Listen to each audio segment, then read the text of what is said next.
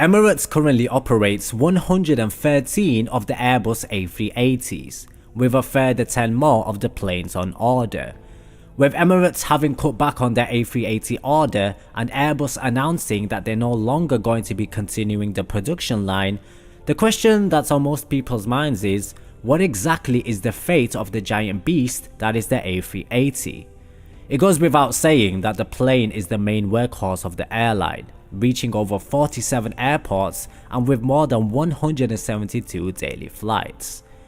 Now, the earlier A380s have been flying since July 2008, and although the new planes which will be delivered will replace the older ones, there will come a time, let's say around 2030, when a large bunch of A380s will definitely need to be replaced. Now, Emirates will face the problem of how to restructure their fleet, inevitably opting for smaller aircraft, which we will talk about later on. How will the airline handle the capacity cuts and continue the growth that they see year by year? At the moment, there's currently a major capacity difference between the A380 and also the Boeing 777-300ER. All the way back at the Dubai Air Show in 2013, they ordered a colossal 150 of the 777X's, with 115 for the 777-9s. If we go by what Boeing have projected, then the airline will configure the plane to around 370 and 390 seats in a 3-class configuration. However, if we compare that to the A380, it still means a 25% capacity cut compared to the giant beast. If the airline was to replace the A380s with the 777-9 and at the same time still wanting to retain a premium product, then the new 777s would seat fewer passengers, which would represent a decrease of almost up to 32%. Now, if we look at the role of the A380 accommodating demand, then we don't have to look any further than the Dubai to London Heathrow route. This was one of the primary reasons in which why Airbus launched the program, to accommodate heavily congested airports. Currently, Emirates operates 6 daily flights using the A380.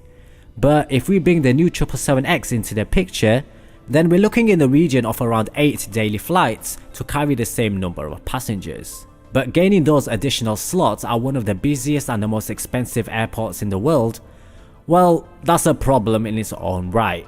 Similarly, there would be a need to accommodate more flights out of Dubai, whether from Dubai International or DWC if Emirates have migrated to the new airport by that time. But Dubai is also facing a similar problem of congestion as Heathrow Airport. So considering everything that's been said, let's pose the question.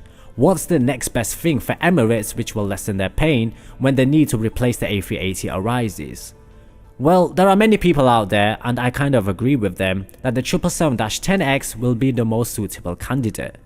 They've also ordered the A350 as its future flagship by placing a new order for 40 of the A330-900 Neos and also 30 for the A350-900 aircraft. But that still doesn't make up for the deficiency in seat numbers. If we go by the talk in the industry, then there's a huge possibility that Boeing will formally announce the launch of the 777-10X in the next coming years. It's set to compete with the A380, and going by the reports in the industry, Boeing have approached Emirates to discuss the potential launch. Hypothetically, it would seat between 489 and 615 passengers, of course depending on the configuration, meaning they would be close to the seating capacity of the A380.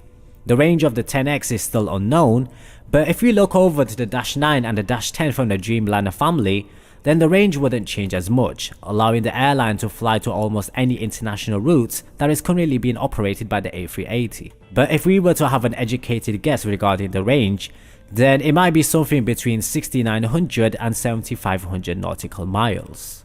Now, although the 777-10X isn't a direct replacement, it may be a good solution to the Emirates problem when it arises. Having ordered the A350 and the A330neo, it seems the trend of big flagships is no longer the running theme. The A330neos will be used on regional destinations and also enable the airline to serve small airports and thereby opening new routes and connectivity. The A350s will be used on long-haul international operations, providing the flexibility in terms of capacity on 8 to 12-hour flights. For what the market has to offer right now, it seems like Emirates have made the right choice with the A330 and the A350. It goes without saying that the airline is renowned for having such a young fleet, but the life cycle of the A380 will surely come to an end, and with the aftermarket resale value being relatively poor, it could sadly be the end of the A380.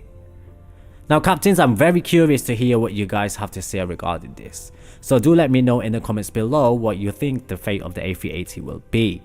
Also, if you want to support the channel, then have a look at the PayPal link in the description below. Thank you so much for watching guys, remember to like and subscribe, and I hope to catch you guys very soon.